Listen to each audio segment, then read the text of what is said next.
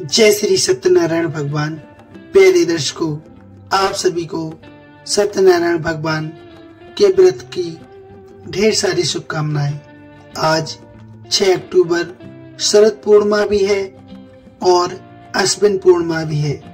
तो प्यारे दर्शकों, पूर्णिमा के दिन की जाने वाली श्री सत्यनारायण भगवान की पूजा और पूजा के उपरांत सुनने वाली व्रत कथा जो कि हम आपके लिए लेकर आए हैं। प्यारे दर्शकों, आपसे अनुरोध है कथा का पूरा अनुसरण करें, साथ ही वीडियो को लाइक शेयर करें।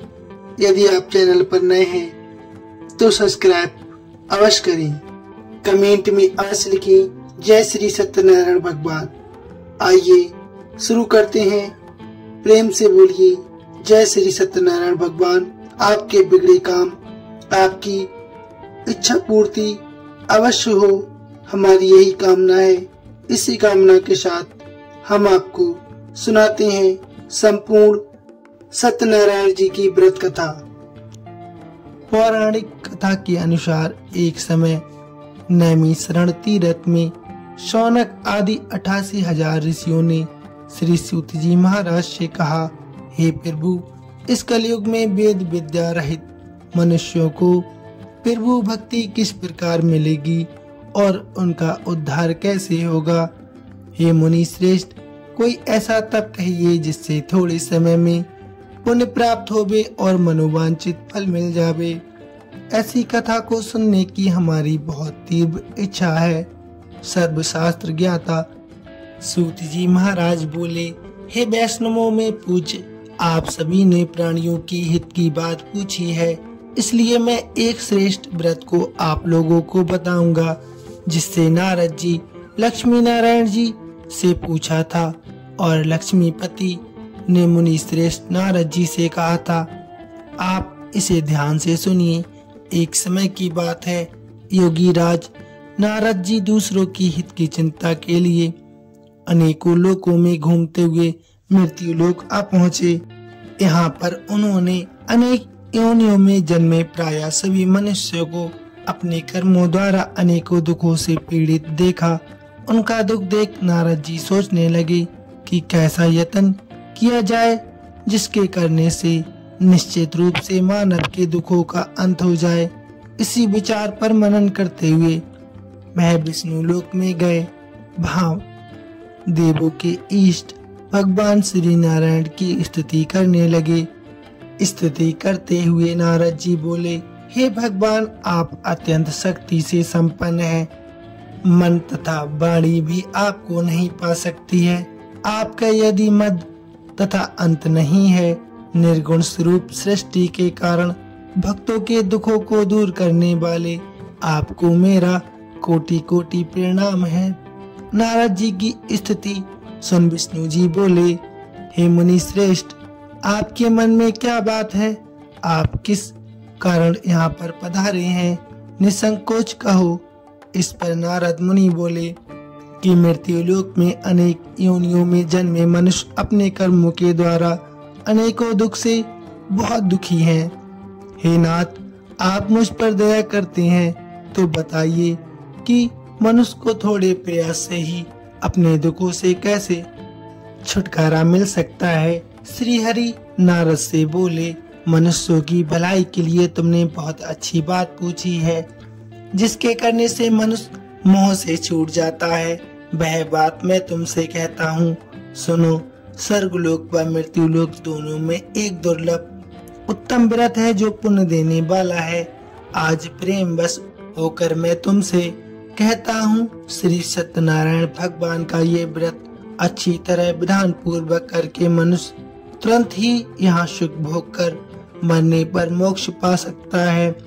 श्री हरि के वचन सुन नारद जी बोले कि उस व्रत का फल क्या है और उसका विधान क्या है। ये व्रत किसने किया था? इस व्रत को किस दिन करना चाहिए? सभी कुछ विस्तार से बताइए। नारद जी की बात सुनकर श्री हरि बोले, दुख व शोक को दूर करने वाला ये व्रत सभी स्थानों पर विजय दिलाने वाला है। मानव को भक्ति व श्रद्धा के साथ शाम को श्री सत्यनारायण भगवान की पूजा धर्मपरायण होकर ब्राह्मणों व बंधुओं के साथ करनी चाहिए।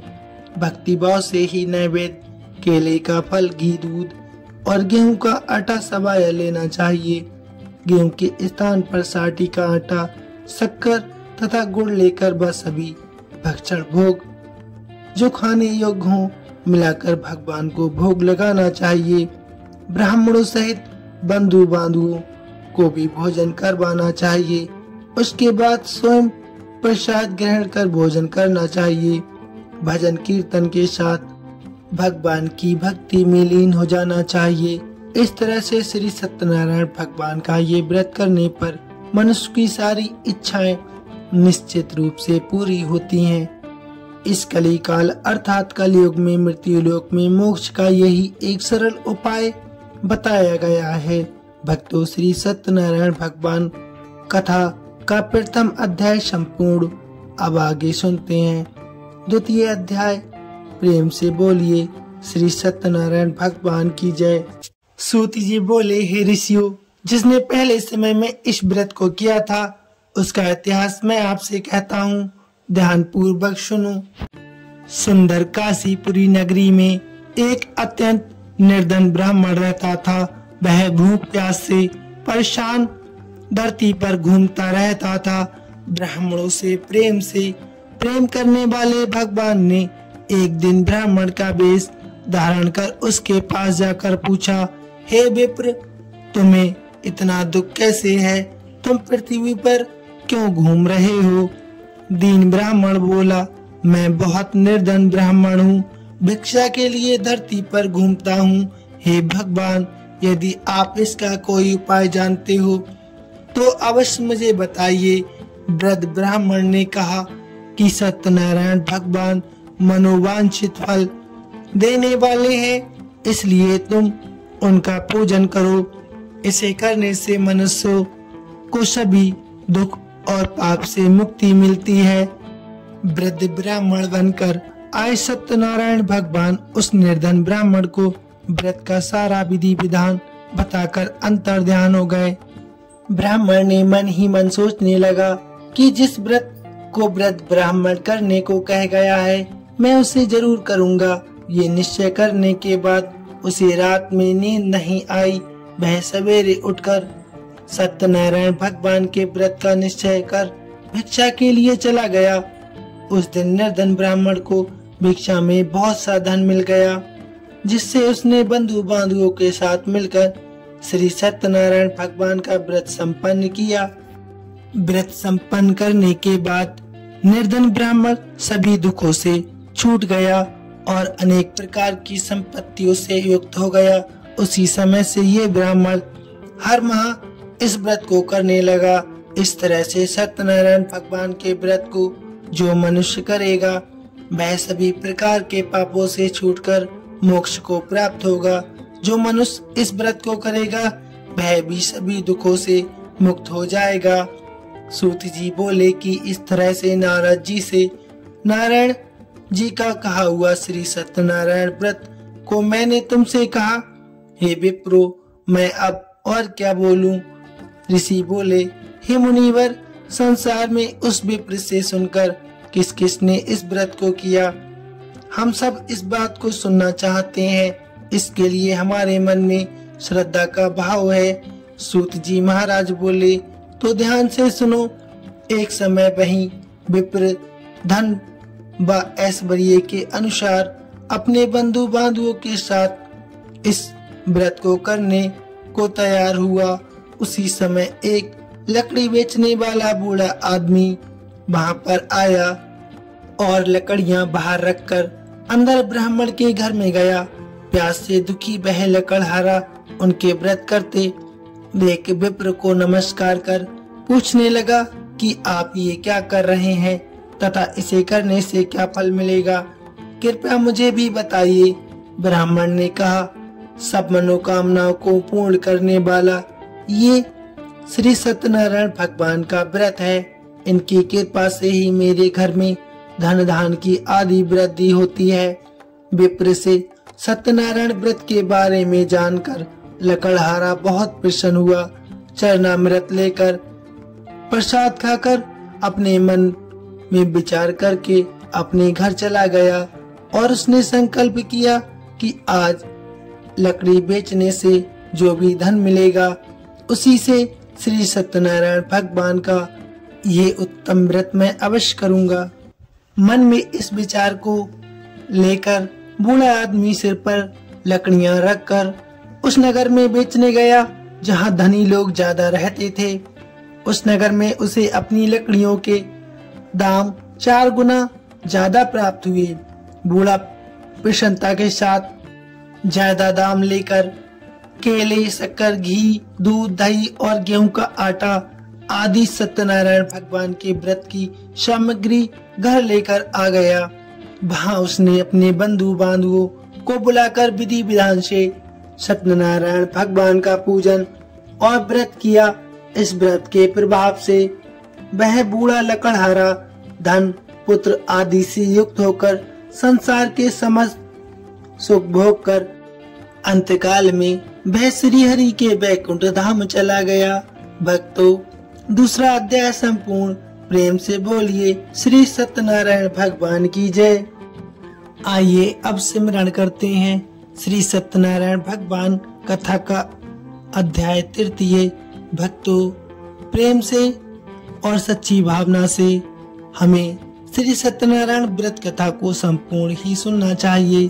तो आपसे अनुरोध है कि आप संपूर्ण ही कथा सुने। आइए भक्तों, शुरू करते हैं। सूत जी महाराज बोले, श्रेष्ठ मुनियों, अब आगे की कथा मैं तुमसे और कहता हूँ। पहले समय की बात है, उल्का मुख नाम का एक बुद्धिमान राजा रहता था। वह सतवक्ता और जितेंद्रिय था। प्रतिदिन देव स्थानों पर जाता और निर्धनों को धन दान करता था, उनके कष्ट भी दूर करता था। उसकी पत्नी कमल के समान मुख वाली सती साध्वी थी। भद्रशिला नदी के तट पर उन दोनों ने श्री सत्यनारायण भगवान का व्रत किया। उसी समय एक साधु वैश्य आया। उसके पास व्यापार करने के लिए उसके पास बहुत सा धन था। राजा को व्रत करते देखकर वह विनय के साथ पूछने लगा, हे राजन, भक्ति भाव से पूर्ण होकर आप ये क्या कर रहे हैं? मैं सुनने की इच्छा बहुत रखता हूँ, आप कृपा करके मुझे बताइए। राजा बोला, हे साधु, अपने बंधु बांधवों के साथ पुत्र आदि प्राप्ति के लिए एक महाशक्तिमान श्री सत्यनारायण भगवान का व्रत व पूजन कर रहा हूँ। राजा के वचन सुन साधु आदर से बोला, हे राजन, इस व्रत का मुझे सारा विधान बता दीजिए। आपकी कथा अनुसार मैं इस व्रत को अवश्य करूँगा। मेरी भी कोई संतान नहीं है और इस व्रत को करने से निश्चित रूप से मुझे संतान की प्राप्ति होगी। राजा से व्रत का सारा विधान सुन व्यापार से निर्भत होकर वह अपने घर गया। साधु वैश्य ने अपनी पत्नी को संतान देने वाले इस व्रत का वर्णन कह सुनाया और कहा कि जब मेरी कोई संतान होगी तब मैं इस व्रत को अवश्य करूंगा। साधु ने इस तरह के वचन अपनी पत्नी लीलावती से कहे। एक दिन लीलावती पति के साथ आनंदित हो सांसारिक धर्म में प्रवृत्त होकर सत्यनारायण भगवान की कृपा से गर्भवती हो गई। 10वें महीने में उसके गर्भ से एक सुंदर कन्या ने जन्म लिया। दोनों दिन वह ऐसे बढ़ने लगी कि जैसे शुक्ल पक्ष का चंद्रमा बढ़ता है। माता पिता ने अपनी कन्या का नाम कलावती रखा। एक दिन लीलावती ने मीठे शब्दों में अपने पति को याद दिलाया कि आपने श्री सत्यनारायण भगवान के जिस व्रत को करने का संकल्प किया था उसे करने का समय आ गया है। आप इस व्रत को करिए। साधु बोला, हे प्रिय, इस व्रत को मैं उस समय करूंगा जब अपनी पुत्री का मैं विवाह करूंगा। इस प्रकार अपनी पत्नी को आश्वासन देकर वह नगर को चला गया। कलावती पिता के घर में रहे। दिनों दिन बड़ी होने लगी। साधु ने एक बार नगर में अपनी कन्या को सखियों के साथ देखा तो तुरंत ही दूत को बुलाया और कहा कि मेरी कन्या के योग वर देखकर आओ। साधु की बात सुनकर दूत कंचन नगर में पहुंचा। वहाँ पर देखभाल करने के बाद लड़की के योग्य बालिक पुत्र को ले आया। योग्य लड़के को देख साधु ने बंधु बांधुओं को बुलाकर अपनी पुत्री का विवाह कर दिया। लेकिन दुर्भाग्य की बात है कि साधु ने अभी भी सत्यनारायण भगवान का व्रत नहीं किया। इस पर श्री भगवान क्रोधित हो गए और श्राप दिया कि साधु को अत्यधिक दुख मिले। अपने कार्य में कुशल साधु बनिया जमाई को लेकर समुद्र के पास स्थित होकर रत्नासारपुर नगर में गया। वहां जाकर दामाद ससुर दोनों मिलकर चंद्रकेतु राजा के नगर में व्यापार करने लगे। एक दिन भगवान सत्यनारायण की माया से एक चोर राजा का धन चुराकर भाग रहा था। उसने राजा के सिपाहियों को अपने पीछे आते देखकर वह धन वहां रख दिया जहां पर साधु अपने जमाई के साथ ठहरा हुआ था। राजा के सिपाहियों ने साधु बैस के पास राजा का धन देखा तो वह ससुर जमाई दोनों को बांधकर प्रसन्नता से राजा के पास ले गए और राजा से कहा आगे की कार्रवाई की आज्ञा दें। राजा की आज्ञा से उन दोनों को कठिन कारावास में डाल दिया गया और उनका सारा धन भी उनसे छीन लिया गया। श्री सत्यनारायण भगवान के श्राप से साधु की पत्नी बहुत दुखी हो गई। घर में जो धन रखा था उसे चोर चुरा कर ले गए। शारीरिक तथा मानसिक पीड़ा व भूख प्यास आदि से दुखी होकर अन्न की चिंता में कलावती एक ब्राह्मण के घर गई। वहां उसने श्री सत्यनारायण भगवान का व्रत होते देखा, फिर कथा भी सुनी। वह प्रसाद ग्रहण कर रात को घर वापस आई। माता ने कलावती से पूछा कि हे पुत्री, अब तुम कहाँ थी? तेरे मन में क्या है? कलावती ने अपनी माता से कहा, हे माता, मैंने एक ब्राह्मण के घर में श्री सत्यनारायण भगवान का व्रत होते देखा है। कन्या के वचन सुन लीलावती भगवान के पूजन की तैयारी करने लगी। लीलावती ने परिवार व बंधुओं सहित सत्यनारायण भगवान का पूजन किया और उसने वर मांगा कि हे प्रभु, मेरे पति तथा जमाई शीघ्र घर आ जाएं। साथ ही ये भी प्रार्थना की कि हमसे जो अनजाने में अपराध हुआ है आप उसे क्षमा करें। श्री सत्यनारायण भगवान इस व्रत से संतुष्ट हो गए और राजा चंद्रकेतु को सपने में दर्शन देकर कहा, हे राजन, तुम उन दोनों वैश्यों को छोड़ दो और तुमने उनका जो धन लिया है उसे वापस कर दो। अगर तुमने ऐसा नहीं किया तो मैं तुम्हारा धन, राज व संतान सभी को नष्ट कर दूंगा। राजा को ये सब कहकर भगवान अंतर्ध्यान हो गए। प्रातःकाल सभा में जाकर राजा ने अपना सपना सुनाया। बोले कि बड़े पुत्रों को कैद से मुक्त कर सभा में लाओ। दोनों ने आते ही राजा को प्रणाम किया। राजा मीठी वाणी में बोला, हे महानुभावो, भाग्यवश ऐसा कठिन दुख तुम्हें प्राप्त हुआ है, लेकिन अब तुम कोई भी भय मत रखो। ऐसा कह राजा ने उन दोनों को नए वस्त्र आभूषण दिए और जितना धन उनका लिया था उससे दुगना धन वापस कर दिया। दोनों वैश्य अपने घर को चल दिए। कथा अध्याय तृतीय समाप्त। प्रेम से बोलिए सत्यनारायण भगवान की जय। आइए भक्तों, अब शुरू करते हैं चतुर्थ अध्याय। सूत जी महाराज बोले, वैश्य ने मंगलाचार कर अपनी यात्रा आरंभ की और अपने नगर की ओर चल दिया। उनके थोड़ी दूर जाने पर एक दांडी वेशधारी श्री सत्यनारायण जी ने उनसे पूछा, हे साधु, तेरी नाव में क्या है? अभी बाड़ी बाड़िक हंसता हुआ बोला, हे दांडी, आप क्यों पूछते हो? क्या धन लेने की इच्छा है? मेरी नाव में तो बेल व पत्ते भरे हुए हैं। वैश्य के कठोर वचन सुन भगवान बोले, तुम्हारा वचन सत्य हो दांडी। ऐसे वचन कहे वहां से दूर चले गए। कुछ दूर जाकर समुद्र किनारे बैठ गए।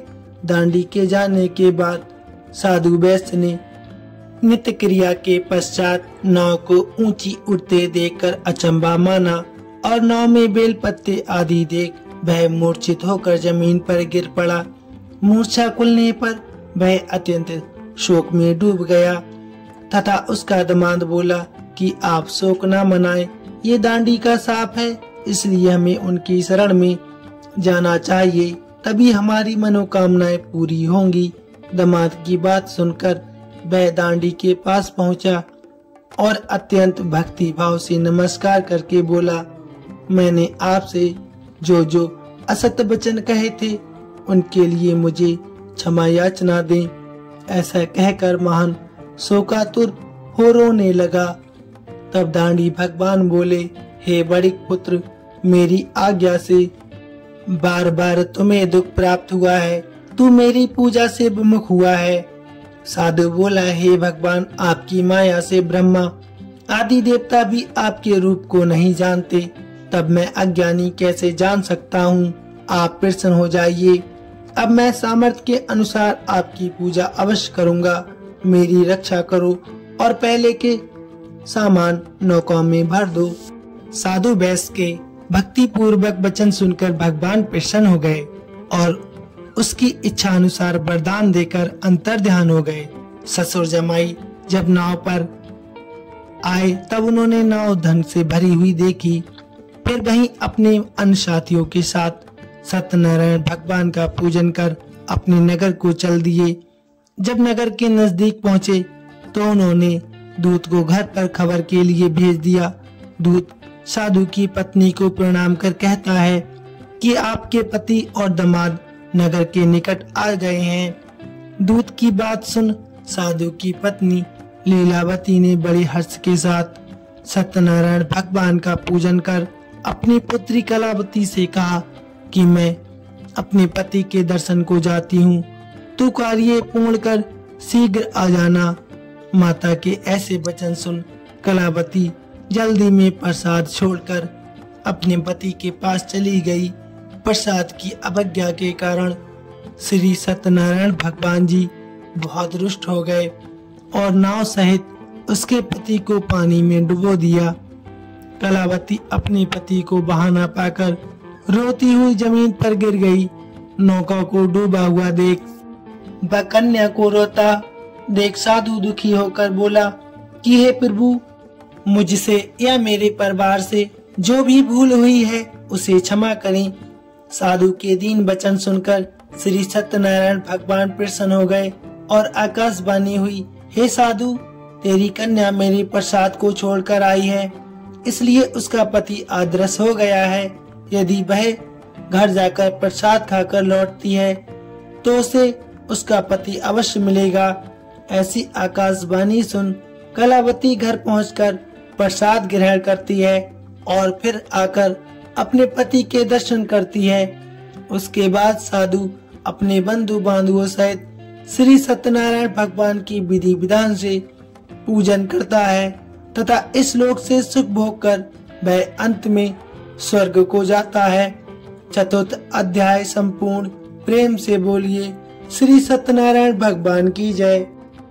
आइए भक्तों, अब सुनते हैं पंचम अध्याय। सूत जी महाराज बोले, हे ऋषियों, मैं और भी एक कथा आपको सुनाता हूँ, उसे भी ध्यान पूर्वक सुनो।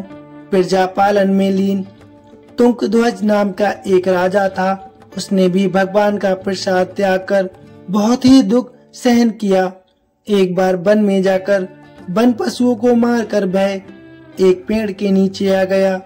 वहाँ उसने ग्वालों को भक्ति भाव से अपने बंधुओं सहित सत्यनारायण भगवान का पूजन करते देखा। अभिमान बस राजा ने उन्हें देखकर भी पूजा स्थान में नहीं गया और न ही उसने भगवान को नमस्कार किया। ग्वालों ने राजा को प्रसाद दिया, लेकिन उसने वह प्रसाद नहीं खाया और प्रसाद को वहीं छोड़कर अपने नगर को चला गया। जब वह नगर में पहुंचा तो वहां सब कुछ तहस नहस हुआ। पाया तो वह शीघ्र ही समझ गया कि ये सब भगवान की ही माया है। वह द्वारा ग्वालों के पास पहुंचा और विधि पूर्वक पूजा कर प्रसाद खाया तो श्री सत्यनारायण भगवान की कृपा से सब कुछ पहले जैसे हो गया। दीर्घ काल तक सुख भोगने के बाद मरणोपरांत उसने स्वर्गलोक की प्राप्ति की। जो मनुष्य परम दुर्लभ इस व्रत को करेगा तो भगवान सत्यनारायण की अनुकंपा से उसे धन दान की प्राप्ति होगी। निर्धन धनी हो जाता है और भय मुक्त हो जीवन बिताता है। संतानहीन को संतान प्राप्ति होती है और सारे मनोरथ पूर्ण होने के बाद वह मानव अंतकाल में बैकुंठ धाम को चला जाता है। सूत जी महाराज बोले, जिन्होंने पहले इस व्रत को किया, अब उनके दूसरे जन्म की कथा मैं तुमसे कहता हूँ। वृद्ध सदानंद ब्राह्मण ने सुदामा का जन्म लेकर मोक्ष की प्राप्ति की। लकड़हारे ने अगले जन्म में निषाद बनकर मोक्ष प्राप्त किया। उल्कामुख नाम का राजा दशरथ होकर बैकुंठ को चला गया। साधु नाम के वैश्य ने मोरध्वज बनकर अपने पुत्र को आरे से चीरकर मोक्ष पाया। महाराज तुंगध्वज ने स्वयंभू होकर भगवान में भक्ति युक्त हो कर्म कर मोक्ष प्राप्त किया। भक्तों, पंचम अध्याय संपूर्ण। प्रेम से बोलिए श्रीमन नारायण नारायण, भजमन नारायण नारायण। श्री सत्यनारायण भगवान की जय। संपूर्ण कथा का अनुसरण करने वाले सभी भक्तों को श्री हरि श्री सत्यनारायण भगवान की असीम कृपा प्राप्त हो। वीडियो कैसी लगी प्लीज कमेंट में अवश्य बताइए।